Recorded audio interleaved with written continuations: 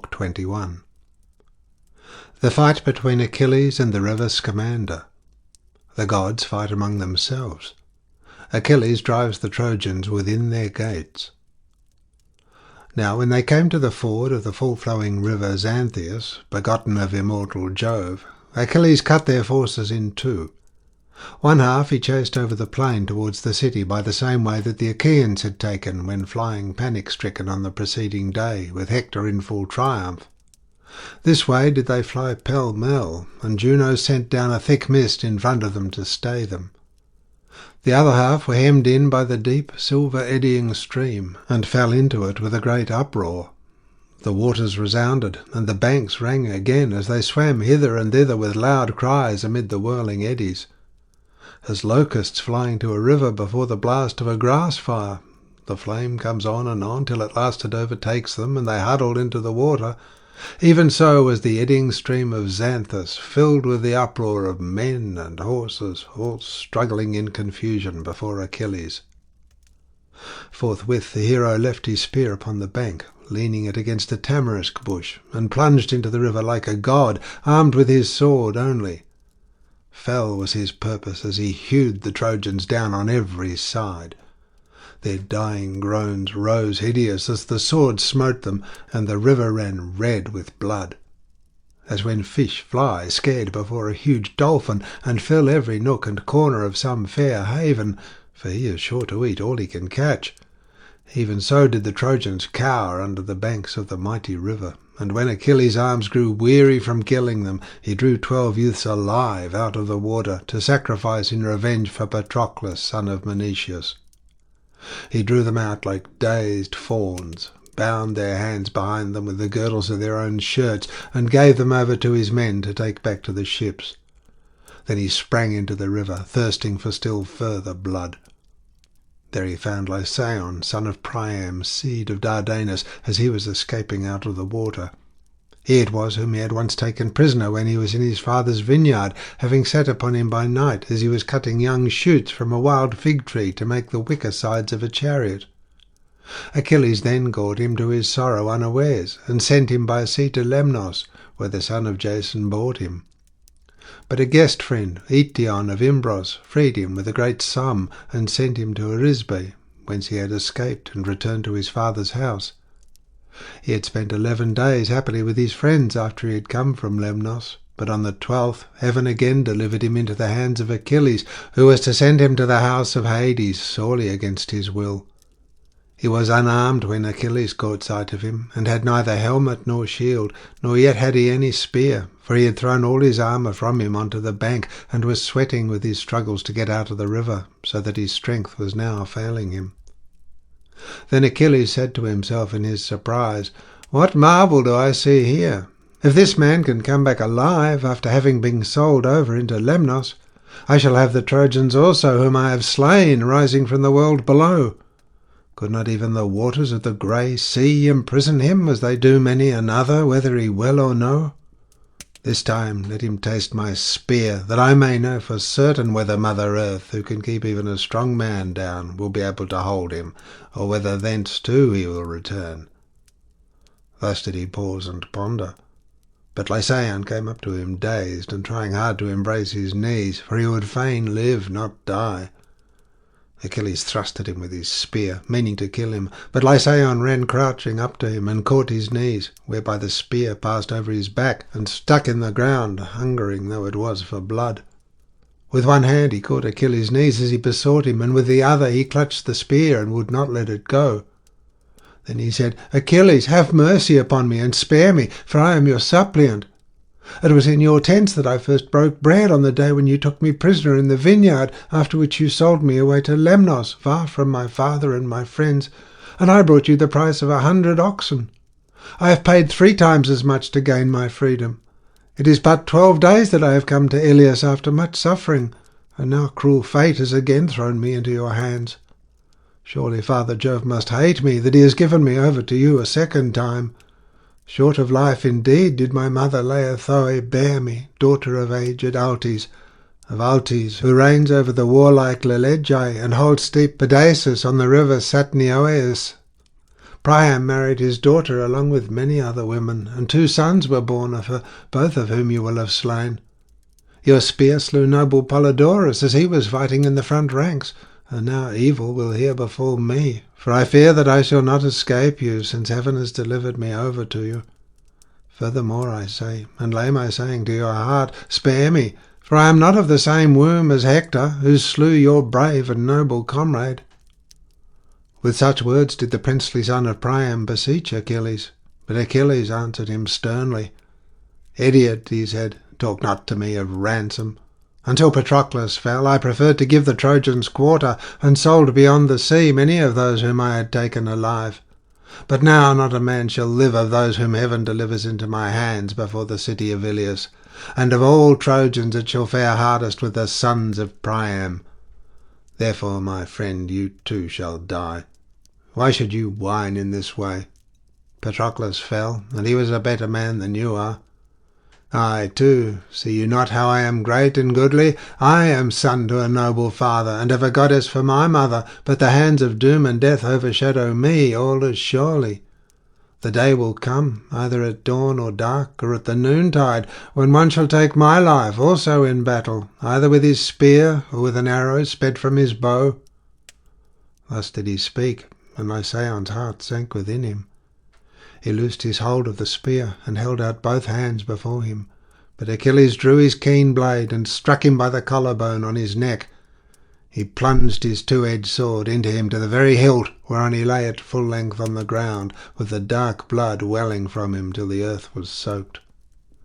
Then Achilles caught him by the foot, and flung him into the river to go downstream, vaunting over him the while, and saying, "Lie there among the fishes, who will lick the blood from your wound, and gloat over it.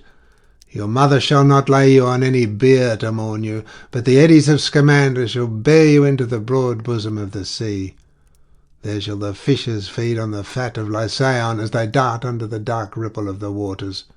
So perish all of you till we reach the citadel of strong Iliad, you in flight and I following after to destroy you.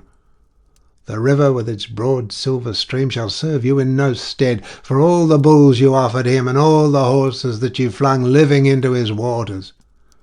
None the less miserably shall you perish till there is not a man of you but is paid in full for the death of Patroclus and the havoc you wrought among the Achaeans whom you have slain while I held aloof from battle." So spoke Achilles, but the river grew more and more angry, and pondered within himself how he should stay the hand of Achilles and save the Trojans from disaster. Meanwhile the son of Peleus, spear in hand, sprang upon Asteropaeus, son of Pelegon, to kill him. He was son to the broad river Axius, and Perobaea, eldest daughter of Asamoneus, for the river had laid with her. Asteropaeus stood up out of the water to face him with a spear in either hand, and Xanthus filled him with courage, being angry for the death of the youths whom Achilles was slaying ruthlessly within his waters.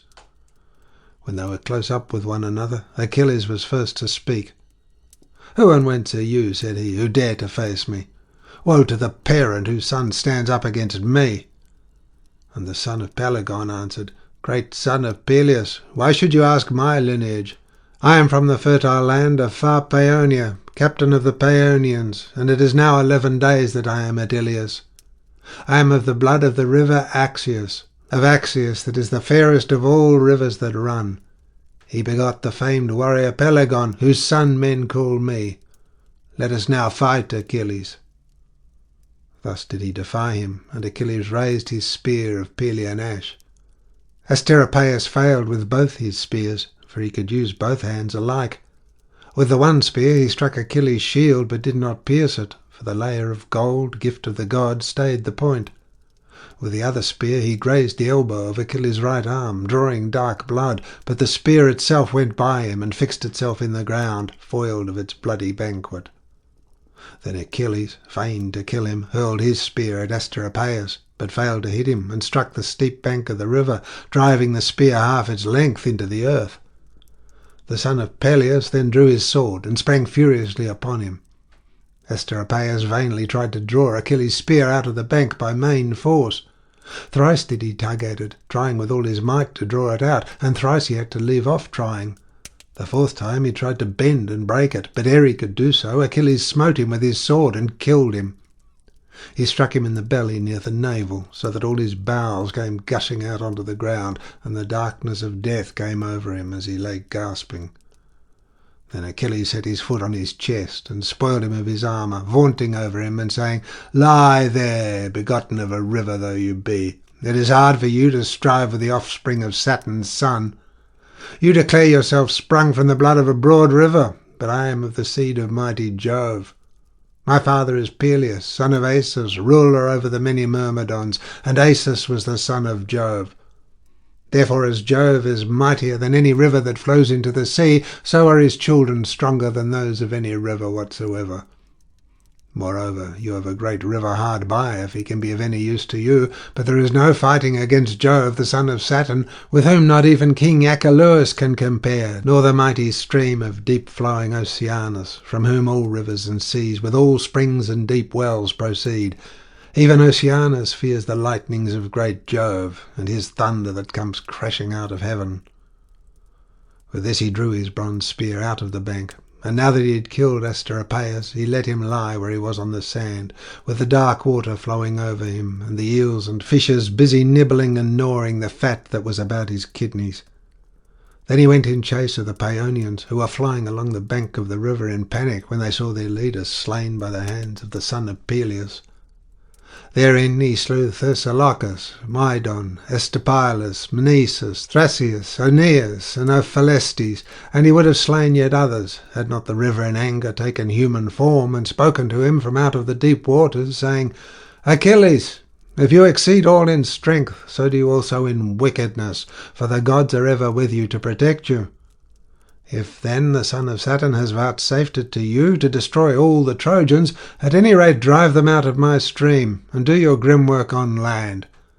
My fair waters are now filled with corpses, nor can I find any channel by which I may pour myself into the sea, for I am choked with dead, and yet you go on mercilessly slaying. I am in despair, therefore, O captain of your host, trouble me no further." Achilles answered, "So be it, Scamander," Jove descended. "But I will never cease dealing out death among the Trojans till I have pent them up in their city and made trial of Hector face to face, that I may learn whether he is to vanquish me or I him." As he spoke, he set upon the Trojans with a fury like that of the gods. But the river said to Apollo, "Surely, son of Jove, lord of the silver bow, you are not obeying the commands of Jove, who charged you straitly that you should stand by the Trojans and defend them till twilight fades and darkness is over the earth." Meanwhile Achilles sprang from the bank into mid-stream, whereon the river raised a high wave and attacked him. He swelled his stream into a torrent, and swept away the many dead whom Achilles had slain and left within his waters. These he cast out onto the land, bellowing like a bull the while, but the living he saved alive, hiding them in his mighty eddies. The great and terrible wave gathered about Achilles, falling upon him and beating on his shield, so that he could not keep his feet. He caught hold of a great elm tree, but it came up by the roots and tore away the bank, damming the stream with its thick branches and bridging it all across, whereby Achilles struggled out of the stream and fled full speed over the plain, for he was afraid. But the mighty god ceased not in his pursuit, and sprang upon him with a dark-crested wave, to stay his hands and save the Trojans from destruction. The son of Peleus darted away a spear's throw from him. Swift as the swoop of a black hunter-eagle, which is the strongest and fleetest of all birds, even so did he spring forward, and the armour rang loudly about his breast. He fled on in front, but the river with a loud roar came tearing after. As one who would water his garden leads a stream from some fountain over his plants and all his ground. Spade in hand, he clears away the dams to free the channels, and the little stones run rolling round and round with the water as it goes merrily down the bank faster than the man can follow. Even so did the river keep catching up with Achilles, albeit he was a fleet runner, for the gods are stronger than men. As often as he would strive to stand his ground and see whether or no all the gods in heaven were in league against him, so often would the mighty wave come beating down upon his shoulders, and he would have to keep flying on and on in great dismay, for the angry flood was tiring him out as it flowed past him and ate the ground from under his feet. Then the son of Peleus lifted up his voice to heaven, saying, "Father Jove, is there none of the gods who will take pity upon me and save me from the river? I do not care what may happen to me afterwards. I blame none of the other dwellers on Olympus so severely as I do my dear mother, who has beguiled and tricked me. She told me I was to fall under the walls of Troy by the flying arrows of Apollo. Would that Hector, the best man among the Trojans, might there slay me. Then should I fall a hero by the hand of a hero. Whereas now it seems that I shall come to a most pitiable end, trapped in this river as though I were some swineherd's boy who gets carried down a torrent while trying to cross it during a storm." As soon as he had spoken thus, Neptune and Minerva came up to him in the likeness of two men, and took him by the hand to reassure him. Neptune spoke first. "Son of Peleus," said he, "be not so exceeding fearful. We are two gods, come with Jove's sanction to assist you, I and Pallas Minerva. It is not your fate to perish in this river. He will abate presently, as you will see. Moreover, we strongly advise you, if you will be guided by us, not to stay your hand from fighting till you have pent the Trojan host within the famed walls of Iliad, as many of them as may escape. Then kill Hector and go back to the ships, for we will vouchsafe you a triumph over him." When they had so said, they went back to the other immortals, but Achilles strove onward over the plain, encouraged by the charge the gods had laid upon him. All was now covered with a flood of waters, and much goodly armour of the youths that had been slain was rifting about, as also many corpses. But he forced his way against the stream, speeding right onwards, nor could the broad waters stay him, for Minerva had endowed him with great strength. Nevertheless, Scamander did not slacken in his pursuit, but was still more furious with the son of Peleus. He lifted his waters into a high crest, and cried aloud to Simois, saying, "Dear brother, let the two of us unite to save this man, or he will sack the mighty city of King Priam, and the Trojans will not hold out against him. Help me at once. Fill your streams with water from their sources. Rouse all your torrents to a fury. Raise your waves on high, and let snags and stones come thundering down, that we may make an end of this savage creature, who is now lording it as though it were a god. Nothing shall serve him longer, not strength, nor comeliness, nor his fine armour, which forsooth shall soon be lying low in the deep waters, covered over with mud. I will wrap him in sand, and pour tons of shingle round him, so that the Achaeans shall not know how to gather his bones for the silt in which I shall have hidden him, and when they celebrate his funeral they need build no barrow." On this he upraised his tumultuous flood high against Achilles, seething as it was with foam and blood and the bodies of the dead. The dark waters of the river stood upright, and would have overwhelmed the son of Peleus, but Juno, trembling lest Achilles should be swept away in the mighty torrent, lifted her voice on high, and called out to Vulcan her son. "Crookfoot," she cried, "my child, be up and doing, for I deem it is with you that Xanthus is fain to fight. Help us at once, kindle a fierce fire. I will then bring up the west and the white south wind in a mighty hurricane from the sea, that shall bear the flames against the heads and armour of the Trojans, and consume them, while you go along the banks of Xanthus, burning his trees and wrapping him round with fire. Let him not turn you back, neither by fair words nor foul, and slacken not till I shout and tell you. Then you may stay your flames." On this Vulcan kindled a fierce fire, which broke out first upon the plain, and burned the many dead whom Achilles had killed, and whose bodies were lying about in great numbers. By this means the plain was dried, and the flood stayed. As the north wind, blowing on an orchard that has been sodden with autumn rain, soon dries it, and the heart of the owner is glad, even so the whole plain was dried, and the dead bodies were consumed. Then he turned tongues of fire onto the river. He burned the elms, the willows, and the tamarisks, the lotus also, with the rushes and marshy herbage that grew abundantly by the banks of the river. The eels and fishes that go darting about everywhere in the water, these too were sorely harassed by the flames that cunning Vulcan had kindled, and the river himself was scalded, so that he spoke, saying, "Vulcan, there is no god can hold his own against you. I cannot fight you when you flare out your flames in this way. Strive with me no longer. Let Achilles drive the Trojans out of their city immediately. What have I to do with quarrelling and helping people?"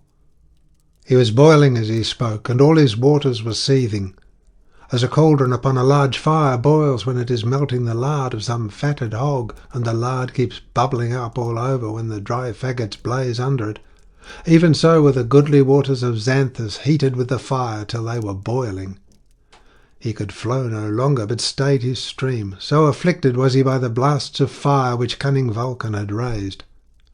Then he prayed to Juno, and besought her, saying, "Juno, why should your son vex my stream with such a special fury?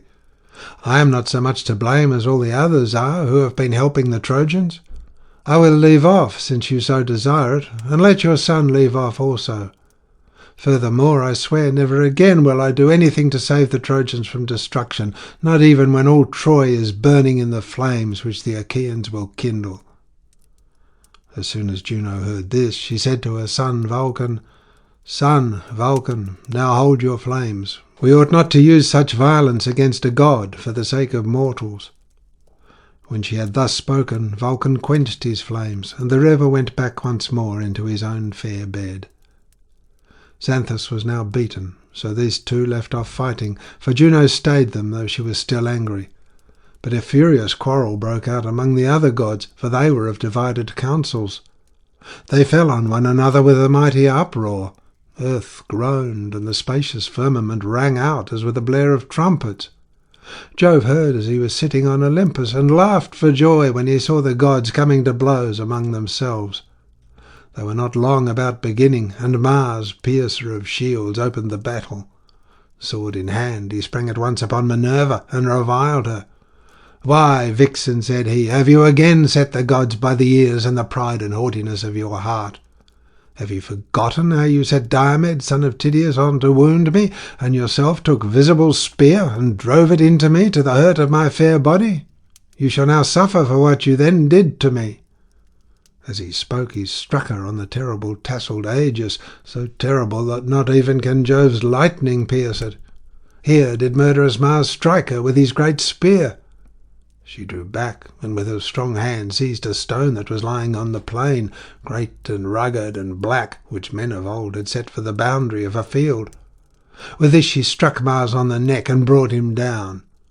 9 roods did he cover in his fall, and his hair was all soiled in the dust, while his armour rang rattling round him. But Minerva laughed and vaunted over him, saying, "Idiot, have you not learned how far stronger I am than you, but you must still match yourself against me? Thus do your mother's curses now roost upon you, for she is angry and would do you mischief, because you have deserted the Achaeans and are helping the Trojans."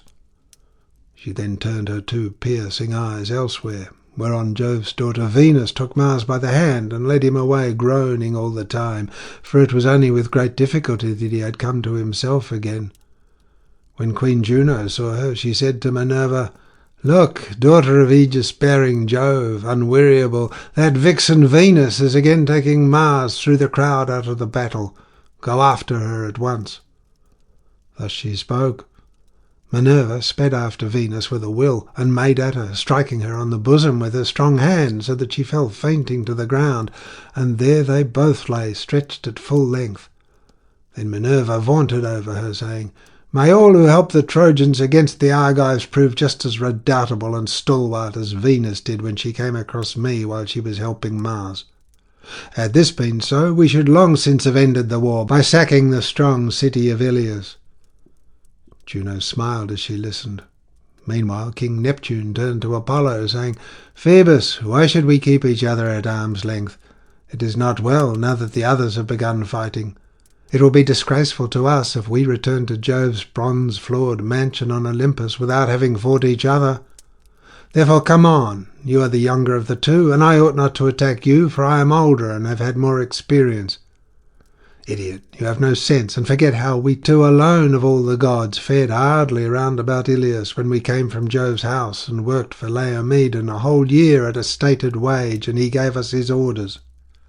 I built the Trojans the wall about their city, so wide and fair that it might be impregnable, while you, Phoebus, herded cattle for him in the dales of many-valleyed Ida. When, however, the glad hours brought round the time of payment, mighty Laomedon robbed us of all our hire, and sent us off with nothing but abuse. He threatened to bind us hand and foot, and sell us over into some distant land.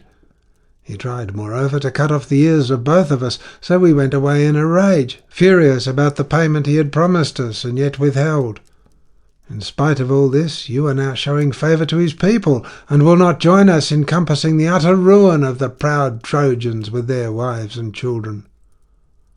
And King Apollo answered, "Lord of the earthquake, you would have no respect for me if I were to fight you about a pack of miserable mortals who come out like leaves in summer and eat the fruit of the field and presently fall lifeless to the ground. Let us stay this fighting at once, and let them settle it among themselves." He turned away as he spoke, for he would lay no hand on the brother of his own father. But his sister, the huntress Diana, patroness of wild beasts, was very angry with him, and said, "So you would fly, Far Daughter, and hand victory over to Neptune, with a cheap vaunt to boot? Baby, why keep your bow thus idle? Never let me again hear you bragging in my father's house, as you have often done in the presence of the immortals, that you would stand up and fight with Neptune." Apollo made her no answer, but Jove's august queen was angry and upbraided her bitterly. "Bold vixen," she cried, "how dare you cross me thus? For all your bow, you will find it hard to hold your own against me. Jove made you as a lion among women, and lets you kill them whenever you choose. You will find it better to chase wild beasts and deer upon the mountains than to fight those who are stronger than you are. If you would try war, do so, and find out by pitting yourself against me how far stronger I am than you are." She caught both Diana's wrists with her left hand as she spoke, and with her right she took the bow from her shoulders, and laughed as she beat her with it about the ears, while Diana wriggled and writhed under her blows. Her swift arrows were shed upon the ground, and she fled weeping from under Juno's hand, as a dove that flies before a falcon to the cleft of some hollow rock, when it is her good fortune to escape.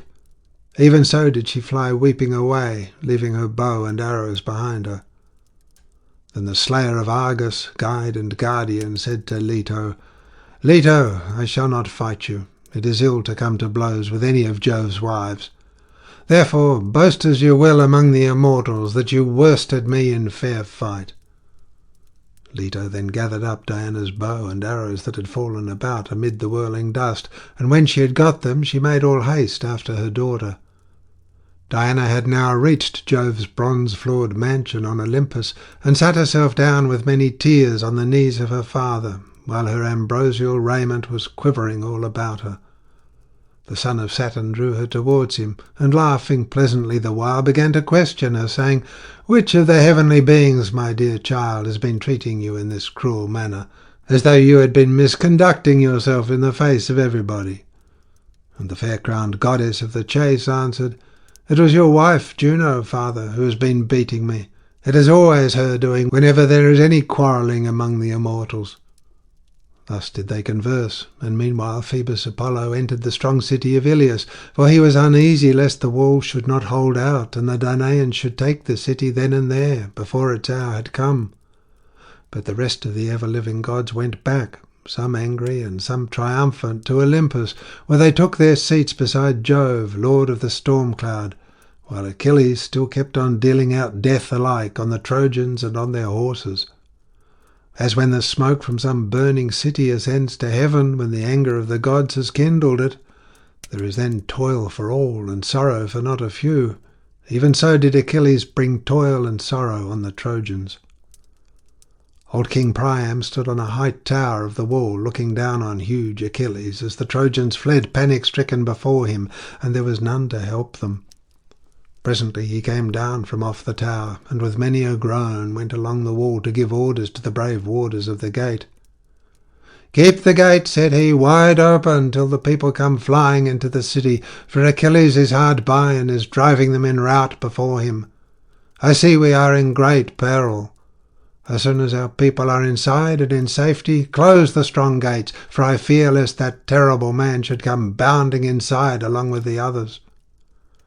As he spoke, they drew back the bolts and opened the gates, and when these were opened, there was a haven of refuge for the Trojans. Apollo then came full speed out of the city to meet them and protect them.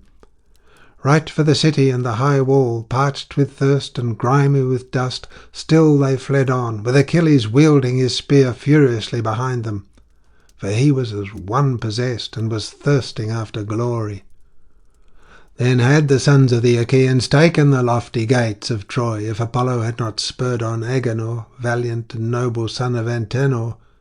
He put courage into his heart, and stood by his side to guard him, leaning against a beech tree, and shrouded in thick darkness. When Agenor saw Achilles, he stood still, and his heart was clouded with care.